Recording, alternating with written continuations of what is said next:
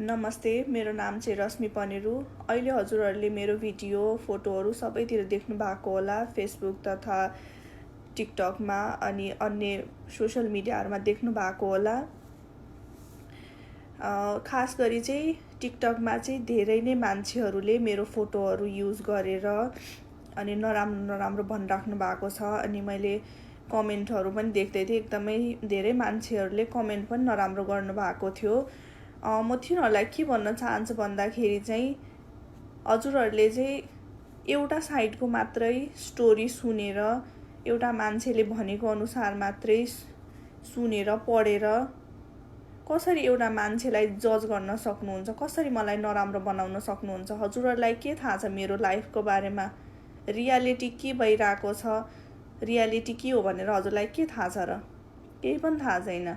अनि अर्को कुरा चाहिँ सबैतिर फेसबुकतिर टिकटकतिर के कुरा भइरहेको छ भन्दाखेरि चाहिँ म यहाँ अमेरिकामा केटासँग लिभिङ टुगेदरमा बसिरहेको छु, त्यो पाकिस्तानी केटासँग। यहाँ हामी दुईजना सँगै अपार्टमेन्टमा बसिरहेछौँ भन्ने कुरा छ, जो कुरा सत्य होइन। यदि जसले भन्दैछ भनिरहेको छ जो मान्छेले हामी यहाँ सँगै बसिरहेछौँ भनेर, त्यो मान्छेलाई प्रुफ माग्नुहोस्। यदि त्यो मान्छेसँग प्रुफ छैन भनेपछि म दिन्छु हजुरहरूलाई प्रुफ। मसँग छ, हरेक महिना मैले रेन्ट पे गरेको मसँग सबुत छ। म यहाँ एउटा सानो अपार्टमेन्टमा हामीहरू कसरी स्ट्रगल गरेर सबै स्टुडेन्टहरू, सबै मेरो केटी साथीहरू, हामी 4 जना बस्थ्यौँ। सबै साथीहरू मिलेर बसेर गरेर कसरी सबै गरिरहेको थिएँ मलाई मात्र थाहा छ, त्यो कुराहरू हजुरलाई थाहा छैन।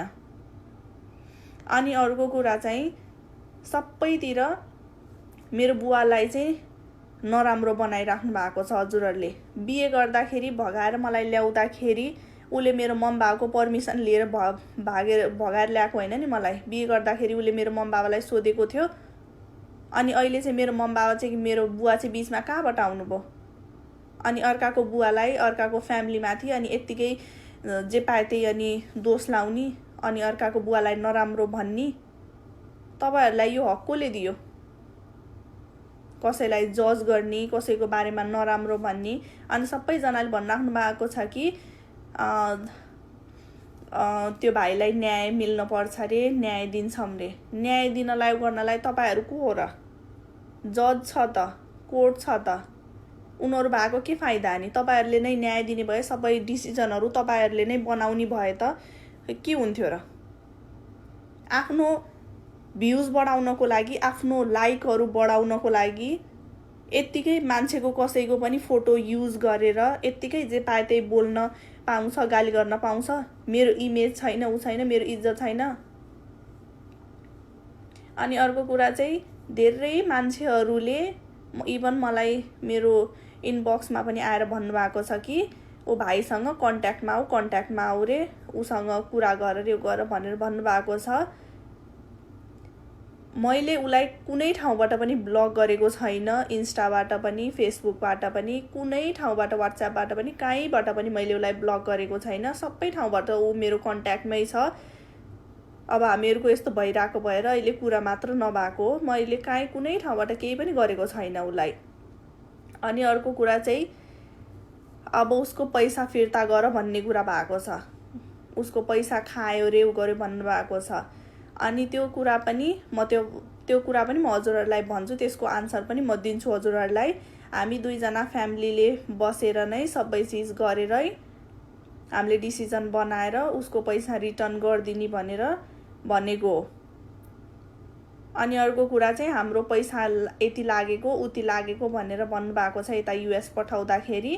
त्यो कुरामा पनि म केही भन्न चाहन्छु। मेरो बुवाले पनि आधी पैसा लगाउनु भएको थियो, आधी पैसा मेरो बाबाले पनि दिनुभएको थियो, सो हेल्प गर्नुभएको थियो हामीलाई।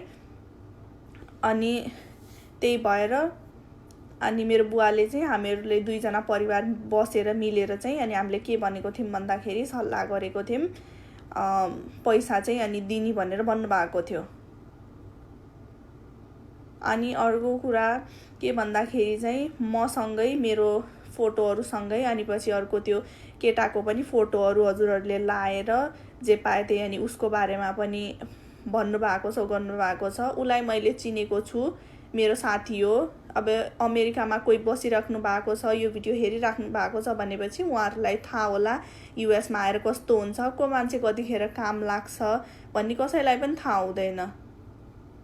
हेल्प सबैको चाहिन्छ, सबैसँग राम्रोसँग बोल्न पर्छ, मिलेर बस्नुपर्छ। त्यसमा केही ठुलो कुरा भएन। हेल्प जसलाई पनि जतिखेर पनि चाहिन सक्छ, हुनसक्छ।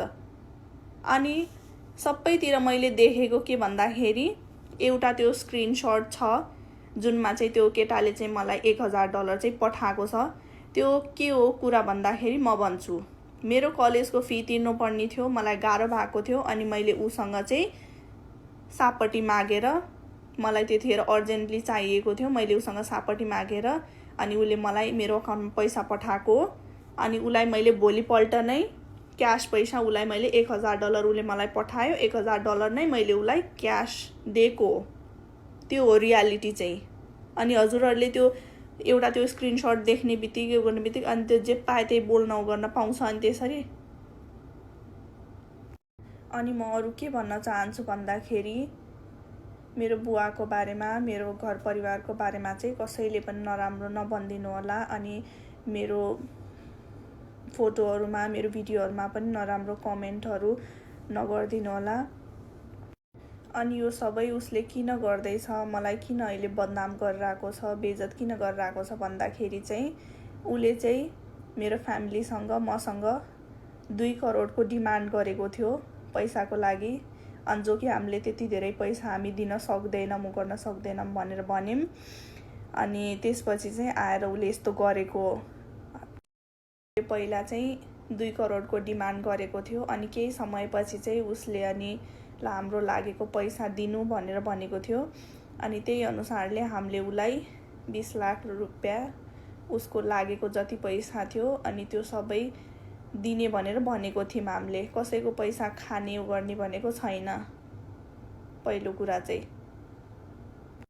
अनि मेरो बुवाले चाहिँ के भन्नुभयो भन्दाखेरि चाहिँ हामी पैसा दिन्छौँ, तर सबै कुरा भयो भनेपछि कोर्टमा जजको अगाडि नै सबै कुरा दिन्छौँ भनेपछि पैसाहरू क्यास दिए पनि चेकमा दिए पनि उही अगाडिमै नै अदालतमा गएर नै दिन्छौँ भनिसकेपछि उसले नमानेपछि नै मलाई अहिले नै पैसा चाहिन्छ, मलाई आज नै मेरो अकाउन्टमा पैसा पठाउनु, मलाई क्यास चाहिन्छ भनेर उ गरिसकेपछि अनि जो कि मेरो बुवाले मान्नु भएन। उसले के चाहेको थियो भन्दाखेरि चाहिँ पैसा अगाडि नै लिने अनि त्यसपछि चाहिँ मलाई सधैँभरि फेरि डिभोर्स पनि नदिएर मेन्टली यसरी टर्चर दिइराख्ने, उसको त्यही नै थियो मोटिभ चाहिँ।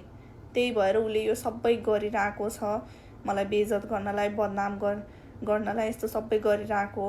अब म हजुरहरूलाई धेरै केही भन्न चाहदिनँ। प्लिज अब मेरो बारेमा त्यस्तो नराम्रो भिडियोहरू, मेरो परिवारको बारेमा कसैले पनि नराम्रो नसोचिदिनु होला। हजुरहरूलाई धेरै कुराहरू थाहा छैन, रियालिटी थाहा हुँदैन। हाम्रो बिचमा 4 वर्षको रिलेसनमा के भयो, के भएन, अहिले म यहाँ कस्तो अवस्थामा छु, के भइरहेको छ मसँग केही थाहा छैन हजुरहरूलाई।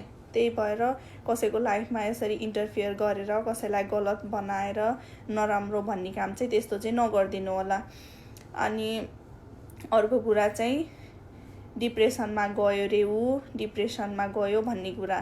डिप्रेसनमा गएको खै, डिप्रेसनमा गएको भयो भने खै के औषधि खाइरहेको छ, के कहाँ गइरहेको छ, कुन चाहिँ हस्पिटलमा गएको छ, त्यो हुनु पर्यो नि त प्रुफ। यत्तिकै डिप्रेसनमा गएको छ रे, यस्तो रे उस्तो रे भनेर त्यत्तिकै भनेर हुन्छ, जे पाए त्यही बोल्न पाइन्छ।